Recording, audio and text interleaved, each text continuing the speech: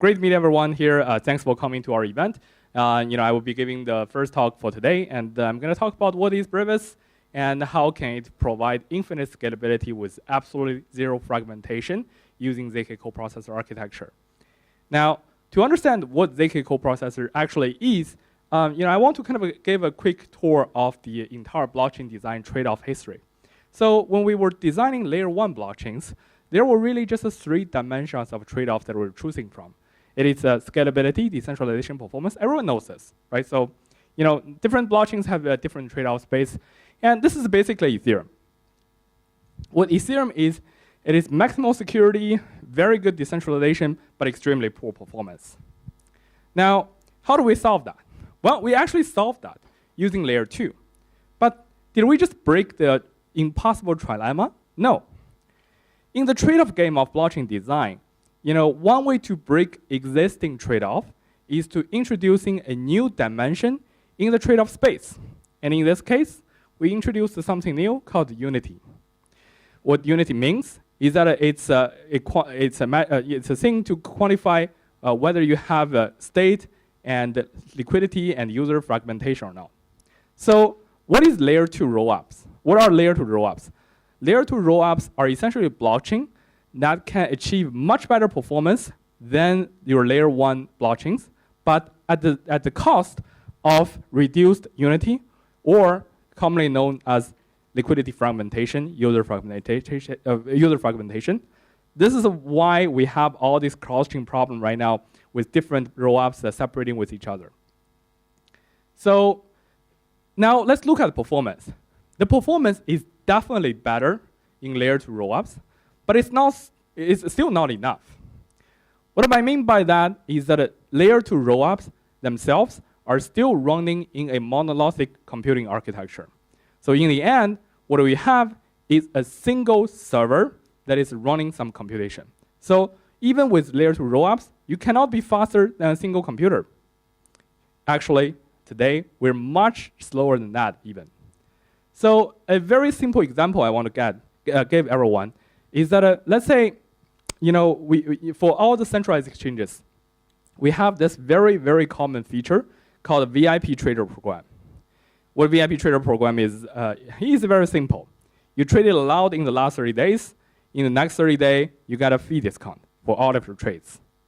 So while all the centralized exchanges have this feature, but if you look at every decentralized exchanges, PancakeSwap, Uniswap, everyone, no one have this feature, well, except maybe Quanta, who will join us and talk about how they implement this with Brevis. No one have this in smart contract and in kind of a decentralized exchanges.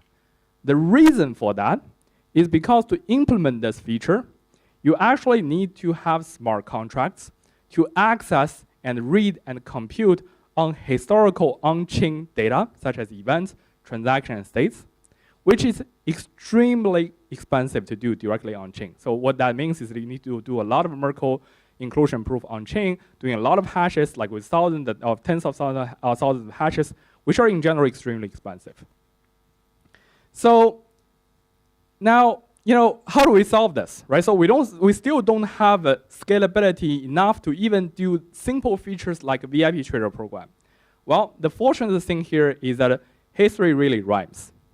We actually solved a very similar problem or challenge in the Web 2 space before.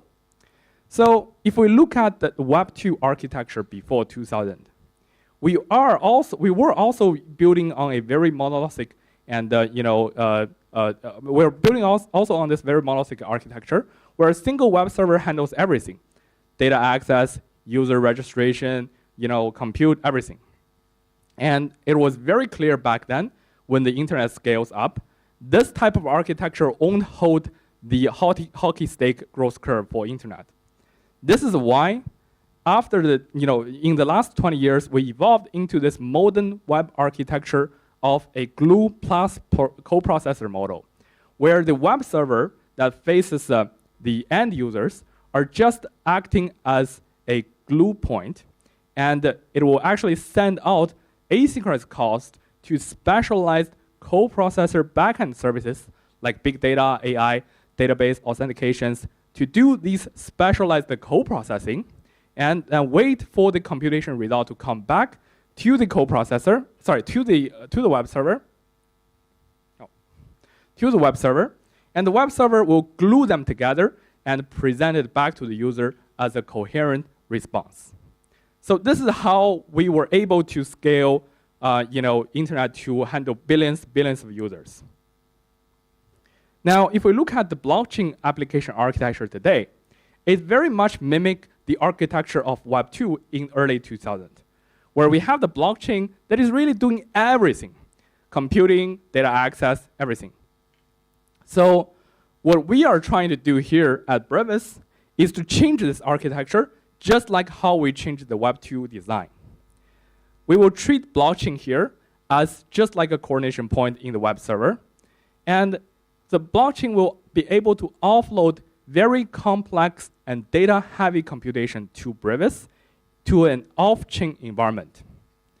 Brevis here will, of course, compute the result, but the immediate question is that if we compute the result off-chain, then did we just lose the security guarantee and decentralization guarantee for the blockchain? Well, no. This is where the ZK actually come into the picture, where not only we're computing the result, but we're also generating a ZK proof of the computation result itself. Combined with the ZK proof, the result will be submitted back to the blockchain, where the verification process of the ZK proof is extremely cheap comparing to the computation itself. Now, this is how, using this architecture, we can treat blockchain as a glue point of multiple and even parallel verifiable computation to scale blockchain computation capability to an infinite level. So, coming back to this trade-off discussion here, where are we? We're in the trade-off graph here. Well, for coprocessors, we solved actually the unity challenge here because we don't actually create separate state. We don't force user to a different chain. Every computation and result will all converge back to the same blockchain or layer 2.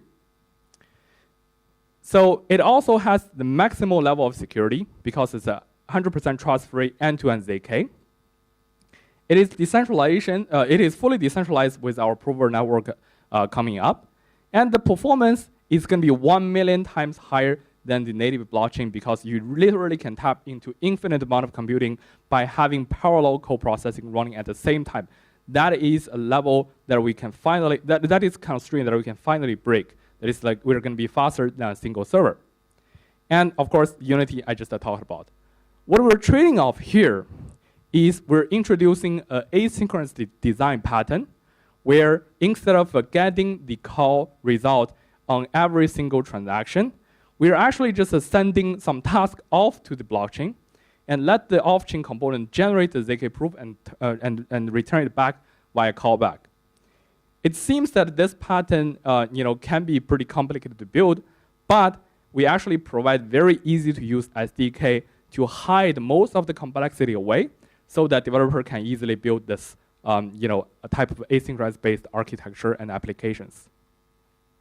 So now, after we talked about Brevis, the general architecture, what is Brevis capable of doing in a more concrete way?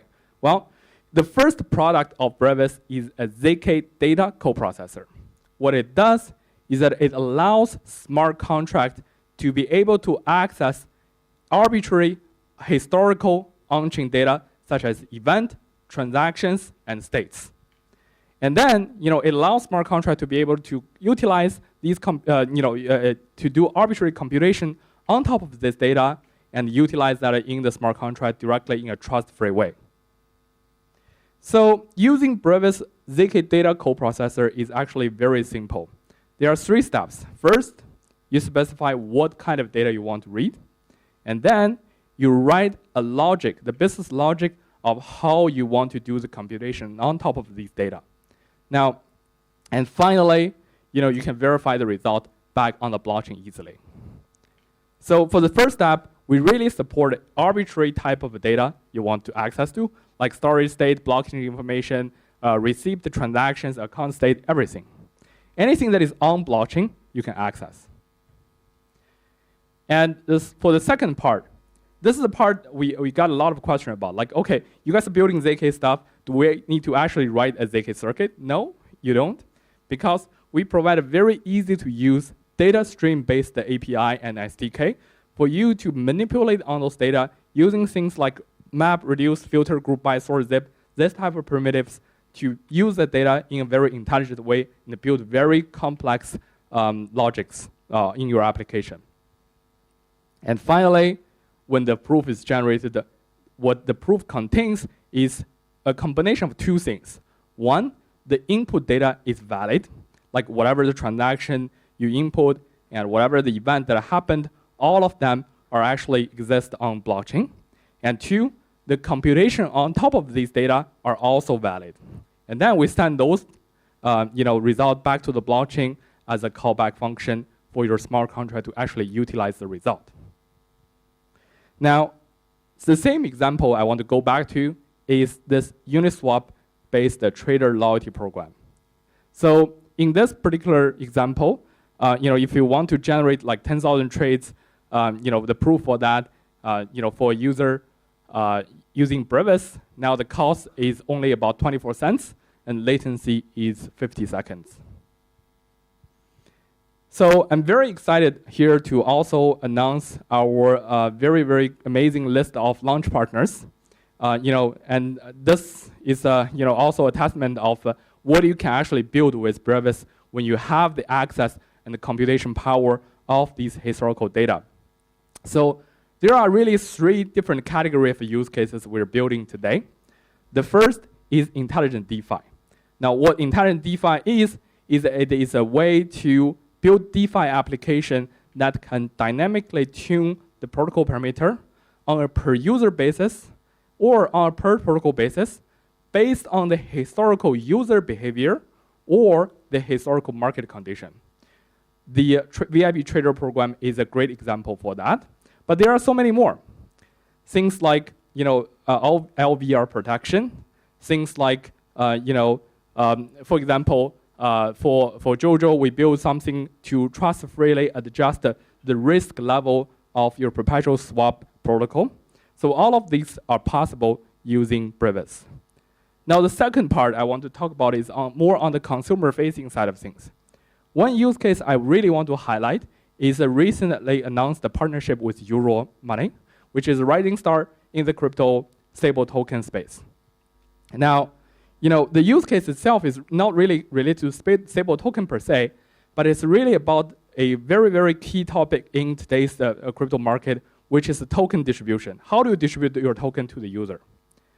Today, what everyone does is just a one-off airdrop, which is really a disappointment sometimes for both users and also the project. For users, one-off airdrop is extremely opaque.